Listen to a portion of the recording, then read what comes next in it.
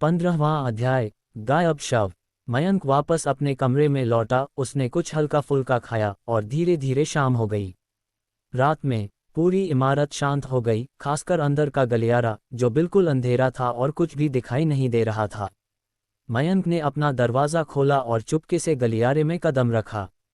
उसने एक लैंप पकड़ रखा था जिसकी रोशनी मुश्किल से छिप पा रही थी। वह दीवार के सहारे चलते हुए आखिरी कमरे तक पहुंचा। दरवाजे के बाहर गलियारे को दो बड़े सोफों से तिरछा करके रोका गया था, जिससे रास्ता बंद हो गया था। मयंक ने पास जाकर जांच की और पाया कि दोनों सोफे रास्ते को पूरी तरह से नहीं रोक रहे थे। थोड़ा खिसकाव एक व्यक्ति को निकलने की अनुमति दे सकता था, और सोफों के पीछे वाले कमरे के दरवाजे का ताला भी टूटा हुआ था, बस थोड़ा सा खुला रखा गया था। उसने मन में सोचा, लेकिन यह आश्चर्यजनक नहीं था क्योंकि यह शवों को ठिकाने लगाने की जगह थी और कोई भी खास तौर पर यहाँ जांच पड़ताल करने नहीं आएगा। उसने चुपचाप 4 हाथ वाले शव को नियंत्रित किया ताकि वह सोफों को अलग हटा दे। कोशिश कर रहा था कि किसी और को सतर्क न करे। मयंक दरवाजे तक पहुंचा और चुपके से उसे खोल दिया। कमरा घना अंधेरा था और जैसे ही वह अंदर घुसा, तुरंत ही खून और सड़ी हुई बदबू का मिश्रण उसकी नाक में घुसा, जो अत्यंत अप्रिय था। उसने भौहें सिकोड़ी, फिर दरवाज़ा बंद किया और लैंप को ढकने वाले कपड़े को हटा दिया, जिससे लैंप की रोशनी से कमरा रोशन हो गया। कमरा अव्यवस्थित था, सभी उपयोगी चीज़ें पहले ही हटा दी गई थीं और बड़ा फर्नीचर एक तरफ धकेल दिया गया था, जिससे लिविंग रूम खाली हो गया था। फर्श पर खून के धब्बे के निशान अभी भी मौजूद थे, जो बालकनी की दिशा में खींच रहे थे। बालकनी वह जगह थी जहां शवों को फेंका गया था, और मयंक ने 4 हाथ वाले शव को वहां चलने के लिए नियंत्रित किया। कसकर बंद बालकनी की खिड़की के बाहर घना कोहरा छाया हुआ था। कोहरे में चोरी रोधी खिड़कियां हल्की हल्की दिखाई दे रही थीं, जिनमें से ज्यादातर उखाड़ दी गई थीं और बाकी बचे हिस्सों पर भी खून के धब्बे थे। उसने आदेश दिया, बाहर जाकर देखो। मयंक ने आदेश दिया, तब 4 हाथ वाले शव ने फर्श तक खिसकने वाली खिड़की को खोला। बाहर कोहरा उमड़ रहा था, अंदर आने का कोई संकेत नहीं था, बस एक अजीब हवा बाहर भेज रहा था। 4 हाथ वाला शव पलटकर बाहर कूदा, धड़ाम की आवाज के साथ उतरा, और अचानक मयंक का हाव भाव बदल गया। शव कहाँ था? जहां 4 हाथ वाला शव उतरा था, वहां एक भी शव नहीं था। शव के अवशेष तो दूर की बात है। कोहरे में उसे बस फैले हुए मांस के बड़े बड़े टुकड़े और अंगों के अवशेष ही मिले। मयंक को अपनी पीठ पर ठंडक महसूस हुई, उसका दिल कस गया। कोहरे में कुछ है जो शवों को खा रहा है। रात की गहराई में उसकी आंखों में कोहरा विशेष रूप से भयानक हो गया। उसने तुरंत वापस आ जाओ कहकर 4 हाथ वाले शव को वापस बुलाया, उसे खिड़की के रास्ते रक्त आत्मा की पुस्तक में लौटने का निर्देश दिया, और वह भी जल्दी से घर से निकलकर अपने कमरे में वापस आ गया। योजना में बाधा और रात की निगरानी। अपने कमरे में मयंक ने लैंप को एक तरफ रख दिया और रोशनी ने कमरे को हल्का सा रोशन कर दिया। योजना बाधित हो गई थी, और यह महसूस करते हुए कि इमारत 7 के चारों ओर और भी भयानक राक्षस मौजूद थे, उसका मन स्वाभाविक रूप से अच्छा नहीं था। समुदाय का मुद्दा अब केवल संसाधनों की कमी का नहीं है, कोहरे में निश्चित रूप से एक से ज्यादा राक्षस हैं। ये लोहे का दरवाज़ा शायद ज्यादा देर तक नहीं टिक पाएगा। मयंक का चेहरा गंभीर था क्योंकि वह अगली योजना पर विचार कर रहा था, ये जानते हुए कि समुदाय लंबे समय तक रहने की जगह नहीं थी। उसने शुरुआत से ही इसकी कल्पना कर ली थी। रोशन और उसकी पत्नी रितिका को स्वीकार करना, बड़े भाई देवाशीष की मदद करना, ये सब एक टीम की नींव की योजना बनाने के लिए था। अगर वह इमारत 7 को छोड़ने की योजना बनाता है, तो केवल एक व्यक्ति के बल पर बाहर निकलना संभव नहीं था। हालांकि अब उसकी योजना बाधित हो गई थी। कोहरा एक बाधा था और वह कुछ समय के लिए आसानी से बाहर निकलने की हिम्मत नहीं कर सकता था, खासकर अब जब राक्षस बाहर थे, तो बाहर जाने का जोखिम बहुत बढ़ गया था। मयंक ने सोफे पर झुकते हुए अपने घुटने पर उंगलियों से थपथपाया, ताकत। इमारत 7 में कुल 20 मंजिलें हैं। आज एलेक्स और उसकी टीम ने 7वीं मंजिल से सफाई की, और वे अपनी सबसे तेज गति से भी 10वीं मंजिल तक नहीं पहुंच पाए होंगे। अभी भी 10 मंजिलें हैं जो निश्चित रूप से शवों से भरी होंगी, शायद स्तर 2 के शव मांस के सम्मलन का प्रयास करने के लिए पर्याप्त होंगी। हालांकि इससे कुछ क्षमताओं का पता चल जाएगा, लेकिन राक्षसों के हाथों मारे जाने से तो बेहतर है। रात की चौकसी। अगली सुबह देवाशीष मयंक के कमरे में जल्दी आया। गंभीर हावभाव के साथ उसने धीमी आवाज में कहा, मयंक, हमें सावधान रहने की जरूरत है। देवाशीष के हाव भाव को देखकर मयंक की नज़र पैनी हुई और उसने गंभीरता से पूछा, क्या हुआ? कहना मुश्किल है, देवाशीष ने हल्का सा सिर हिलाया। कल रात मेरे दरवाजे पर हल्की आवाज़ें थीं, बहुत शांत, लगभग ध्यान न देने योग्य। यह कोई जानबूझकर धीरे चल रहा था। खुशकिस्मती से मैं रात में ईंधन चोरी होने की चिंता करता था और गहरी नींद नहीं सोता, इसलिए मैं ध्यान दे पाया। मुझे संदेह है कि इसका संबंध कल के सामान को निशाना बनाए जाने से था। उद्धरण चिन्ह उद्धरण चिन्ह। मयंक बिना किसी कारण के तनावग्रस्त था और हालांकि यह गंभीर नहीं निकला, लेकिन देवाशीष ने जिस बात का जिक्र किया वह विचार करने योग्य थी। सावधानियां अभी भी बरतने की जरूरत थी। हमें रात में बारी बारी से पहरा देना होगा और सुनिश्चित करना होगा कि सामान अभी सुरक्षित है। मैं सहमत हूँ। जल्द ही रोशन और रितिका भी चर्चा करने के लिए आए और चारों ने रात की चौकसी के लिए बारी बारी से पहरा देने पर सहमति व्यक्त की। वे चारों बारी बारी से पहरा देंगे, मयंक सबसे पहले, उसके बाद देवाशीष, फिर रोशन और रितिका। हालांकि यह रात की चौकसी थी, इसका मतलब यह नहीं था कि पूरी रात बिना सोए जागना है। वे जंगल में नहीं थे, इसलिए वे देवदूत दूत को विकल्प के रूप में इस्तेमाल कर सकते थे, बशर्ते वे बहुत गहरी नींद में न सोएं। चर्चा करने के बाद उन्होंने अभी अभी खाना खत्म किया था। ठक ठक ठक, अचानक दरवाज़ा खटखटाया गया और बाहर से एक आवाज़ आई, क्या भाई मयंक वहाँ हैं? हमेशा की तरह सब जल्द ही पहली मंजिल पर मिलेंगे, हमारे साथ शामिल हो जाए। यह आवाज़ सुरक्षा दल के एक सदस्य की थी और मयंक ने जवाब दिया, हम जल्द ही वहाँ होंगे। वे चारों जल्दी से तैयार हो गए, दरवाज़ा सुरक्षित किया और फिर पहली मंजिल पर लॉबी में गए। ये पहली बार था जब मयंक और उसके समूह को इमारत के अन्य बचे हुए लोगों को ठीक से देखने का मौका मिला। बहुत अधिक विशाल न होने वाली लॉबी में लगभग 30 लोग विभिन्न उम्र के एक घेरे में खड़े थे। हर किसी के चेहरे पर असहज और चिंतित भाव थे। 3 दिनों ने उन्हें पहले ही उनकी स्थिति की भयावहता स्पष्ट कर दी थी। राक्षसों और कोहरे ने अचानक उनके जीवन को बाधित कर दिया था, जो नज़दीक छिपे खतरों का संकेत दे रहा था। कैप्टन प्रतीक ने मयंक और उसके समूह को आते देखकर भीड़ को घोषित किया, कल हम 7 बचे हुए लोगों से मिले। आप सभी एक दूसरे को थोड़ा जान सकते हैं, देखिए क्या आप किसी भी चीज़ में एक दूसरे की मदद कर सकते हैं। हमने अब 7 इमारतों की 10वीं मंजिल तक सफाई कर दी है, बस 10 और मंजिलें बाकी हैं। हमारे नियम के अनुसार आज सफाई में कौन शामिल हो रहा है और फिर देवदूत दूत के साथ एक अनुबंध करेगा। कैप्टन प्रतीक, मैं नाम लिखवाता हूँ। मेरे पास अभी भी 7 पैकेट इंस्टेंट नूडल्स हैं। एक गोरी बाहों पर उठी, जो उसके बगल में परेशान, माथे पर शिकन वाली भीड़ के विपरीत थी। बोलने वाली एक छोटी बालों वाली युवा महिला थी, जिसकी उम्र 20 से थोड़ी ज्यादा थी। जैसे ही उसने हाथ उठाया, उसकी नज़र कैप्टन प्रतीक से मिली, जिसमें दृढ़ संकल्प और स्पष्ट भय का मिश्रण था। कैप्टन प्रतीक ने बस उसे देखा और सिर हिलाया, ठीक है, तुम शामिल हो। कोई और? मुझे भी गिन लो, मेरे पास कुछ सूखे राशन बचे हैं। एक के नेतृत्व लेने पर कुछ और लोग धीरे धीरे आगे बढ़े। एक सांवले रंग का, गोल चेहरे वाला मध्यम आयु वर्ग का व्यक्ति जो ईमानदार दिखता था। दूसरा, एक लंबा, पतला युवा जिसकी उम्र 20 के आसपास थी, जिसके गाल थोड़े धंसे हुए थे और उदासी भरी नज़र थी। हालांकि उसने दल में शामिल होने के लिए सहमति दी, लेकिन कीमत को लेकर स्पष्ट रूप से नाराज था। आखिरी 2 एक मध्यम आयु वर्ग का जोड़ा था जिनकी उम्र 40 के आसपास थी, जो कुछ हद तक शांत दिख रहे थे।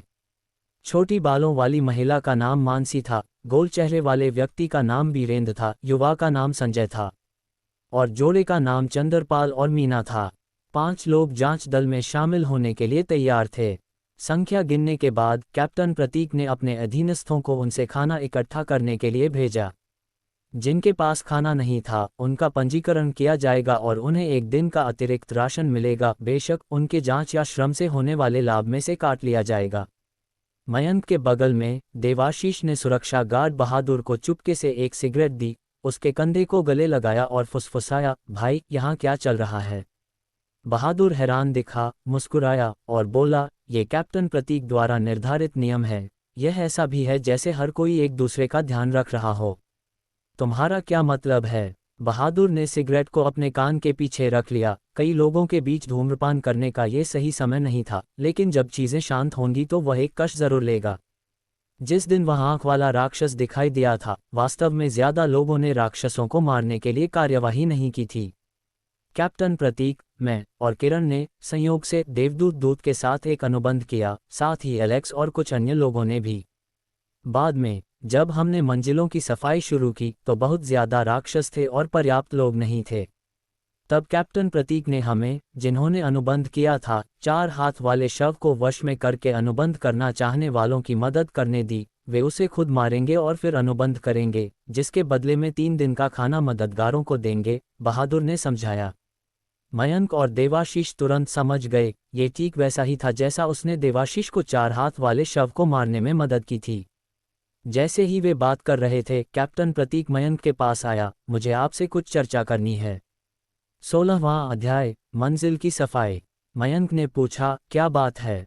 गलियारे की सफाई के बारे में, प्रतीक ने गंभीरता से कहा। आप लोगों को मिलाकर अब हमारे पास 15 अनुबंधित लोग हैं, और चूंकि आपका देवदूत दूत इतना शक्तिशाली है, मेरी योजना आज 10 मंजिलें साफ करने की है।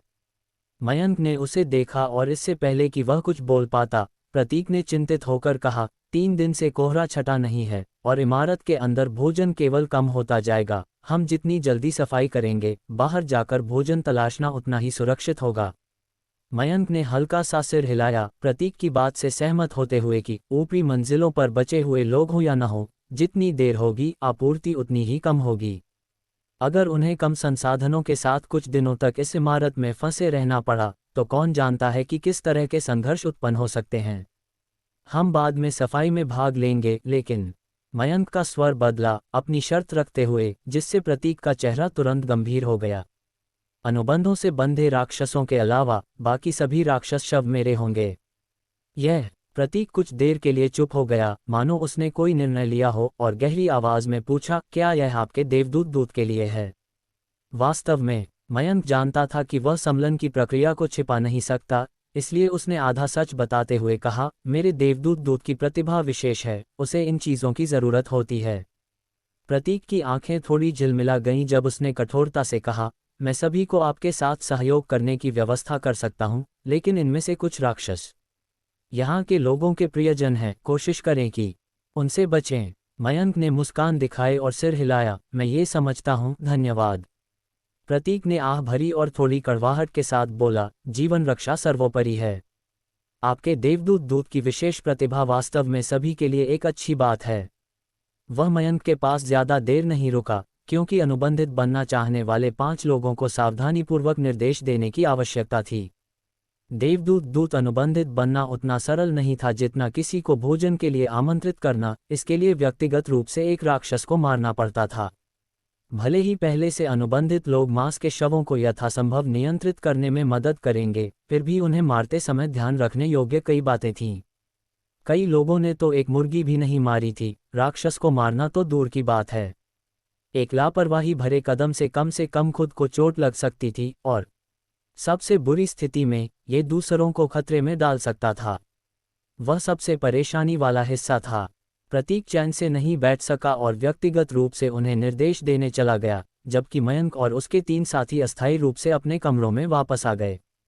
तैयारी और सावधानी। मयंक, बाद में हमारा क्या? कमरे में प्रवेश करते ही देवाशीष ने तुरंत उनकी आगामी योजनाओं के बारे में पूछा। मयंक ने कहा, रीतिका और मैं मंजिलें साफ करने जाएंगे। उसकी सड़ी चमड़ी वाली चूहा काफी फुर्तीली है और किसी भी स्थिति पर जल्दी प्रतिक्रिया दे सकती है। तुम दोनों यहाँ सामान देखने के लिए रुको और बाकी सभी की स्थिति पर भी नजर रखो।